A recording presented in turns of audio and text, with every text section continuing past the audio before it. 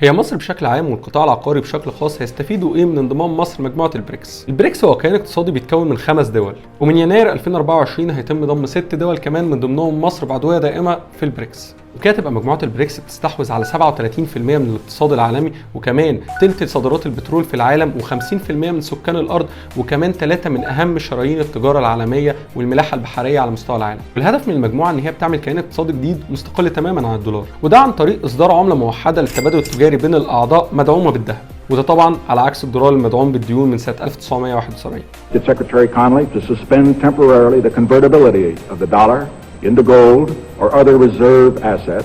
طب ايه بقى الفوائد اللي هتعود على القطاعات المصريه بشكل عام والقطاع العقاري بشكل خاص من الانضمام للبريكس؟ لحد ما يتم اصدار العمله الموحده، اعضاء البريكس متفقين بينهم من بعض وموقعين اتفاقيات بطرق معينه للاستثمار والتبادل التجاري ما بينهم. لو الطرق دي اتطبقت في مصر وعلى الاقتصاد المصري، حرفيا الاستثمار في مصر والاقتصاد المصري هيكون في حته ثانيه تماما.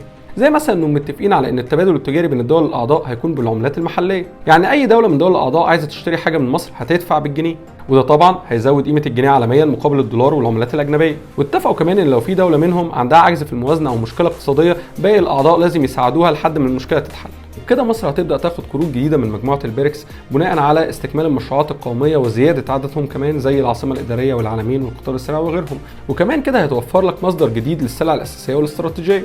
ده غير كمان هيبقى فيه تنوع في احتياطي النقد الاجنبي ليك، مش هتعتمد على عمله واحده بس. وكل ده طبعا هيخلي فيه استقرار وتقدم في السوق المصري في كل المجالات، وبالتحديد في القطاع العقاري اللي هيكون عامل جذب كبير للمستثمرين وهيكون اقوى بكتير من قبل كده. وكمان هيتم تصدير فكره ان العقار المصري عقار عالمي، وهيكون ده عامل مشجع جدا للمستثمرين من دول البريكس ان هم يستثمروا في العقار المصري. واللي زي ما شفنا في الايام اللي فاتت زياره مستثمرين كبار جدا في مجال العقارات في العالم لمصر ورايهم في العقار المصري، وان هو هيزيد عليه الطلب جدا الفتره اللي جايه.